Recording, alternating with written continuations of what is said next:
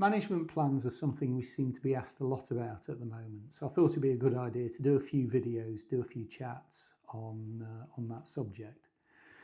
The first thing you need to get your head round is, what are they for? What are they meant for? What do they do?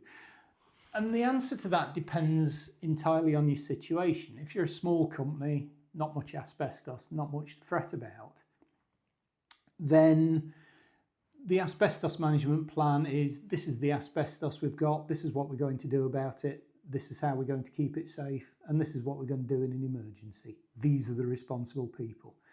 If you go to the HSE's website, there is a template, download that, fill in the blanks, and if that works for you, job's a good one. In bigger organisations, there's a lot of overlap between the suggested content of the management plan and other documents that are in place. For example, there's a lot of overlap between the asbestos management plan and the asbestos management policy and procedures that most organisations have in force. We think the best way to think of the asbestos management plan is a user manual for the building manager. So don't think about it at planning at a corporate level, but what do I, as a building manager, as a building user, need to know about asbestos? So who's responsible for asbestos on site? If they're not there, who is?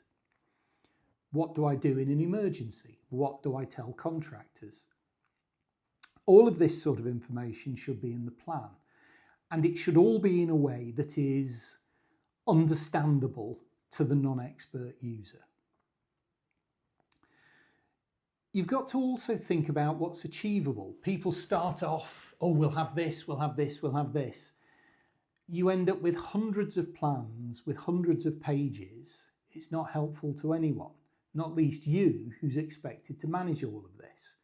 So what's necessary, what's possible? You've got to find the path down the middle.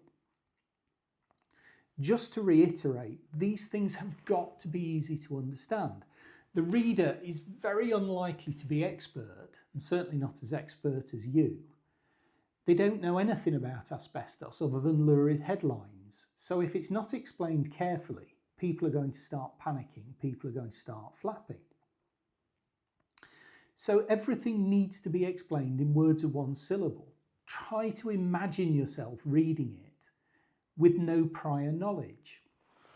Bear in mind, it goes both ways. Something that's properly explained, properly understood, people are far less likely to flap about things unnecessarily. Similarly, when something is seriously wrong, then they know what to do about it. If you're going to have this information online, and there's no reason that you can't, you've got to make it easy to find.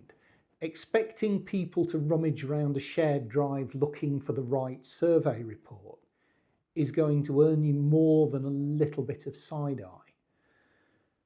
So what we'll look at next is what should be in the reports and what shouldn't be in the reports. And we'll take a look at that in the next video.